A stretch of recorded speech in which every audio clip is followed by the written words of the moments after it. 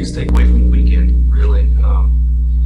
I truly appreciated being able to just come together with, other men, especially in the congregation, some brothers that I feel like you kind of needed to open up to, especially just kind of put my heart out there and not really to hold back. And I know when I'm able to do that, I can definitely feel the presence of God just kind of around and working through that. And being around so many different men, right? Over 1,700 men coming together, all in the name of God, that was very powerful for me, especially.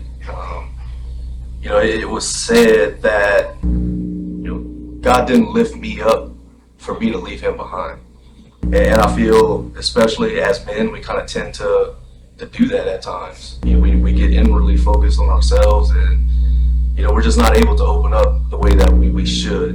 And having all those guys there to sing. The singing was just very powerful, along with just the worship involved with it.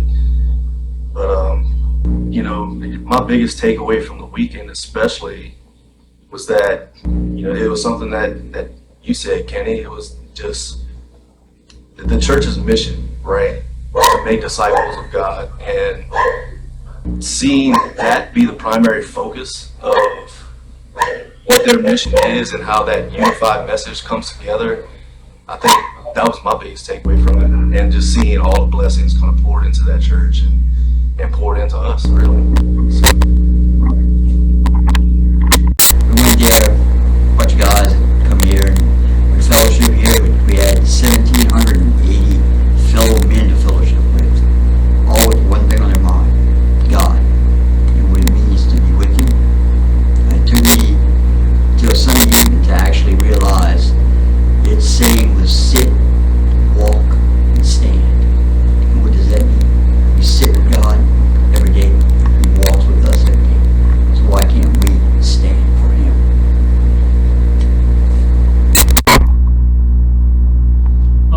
What I got out this weekend, a couple of different things. The main speaker was Rich Velotis from New York, and I really liked his sermon. He talked about in Ephesians, when put on the whole armor of God and everything, and how all that armor is on your front. None of that armor is on your back. That we should be facing forward and facing the enemy, being strong when we come up against things, and because God's got our back, we don't have to worry about our back.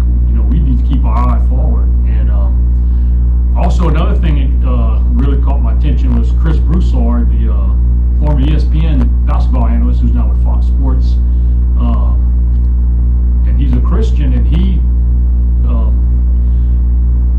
had an issue where they had asked him about his beliefs on homosexuality, and he told them the biblical thing, what he believed, which nowadays that's cancel culture. This is a guy on air, this guy might lose his job or whatever, but he said the higher ups checked up on him, and because of the way he lives his life, and because he's not messing around with makeup girls and cursing and drinking and doing all kind of stuff that's contrary to what he says his beliefs are, they said, well, that's his beliefs. He's not trying to offend anybody, he's not trying to put anybody down, and he held his ground, and nothing happened to him. He still got his job. So I thought that was a good example of living a life that goes along with your beliefs.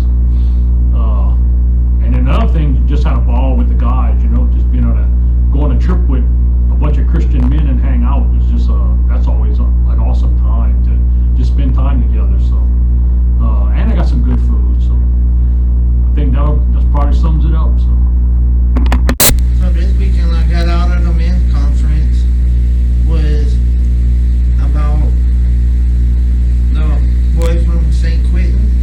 What's his name? Drew. Spoke to us about his time in prison and told us how he didn't like it, and that whenever the cops came and took him back, he handled it in a whole different situation that some of us might not be able to handle it, and it taught me a lesson. You're referring to when he had gotten out of prison, and then they realized that they had messed up on his release date. Yeah. It was 109 more days he owed the prison system. Yeah. He decided to go back, and he seems excited to be able to do what? He was excited about preaching to the men in jail.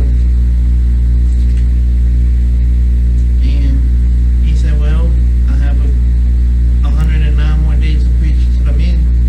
And it was a good speech. When the guys got together from the group and we spent time together, what's something about that you enjoyed? Spending time with everybody from church and having a good time. Thank you, Jimmy.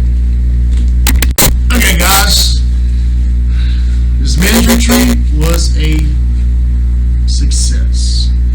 I really enjoyed it. There's so much I got out of it. There's so much I can't even start naming what all I got out of it. If y'all want, let's go next year.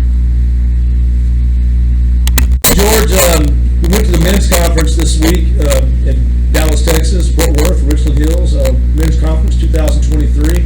While we were there, you shared some things about the worship time that you really enjoyed.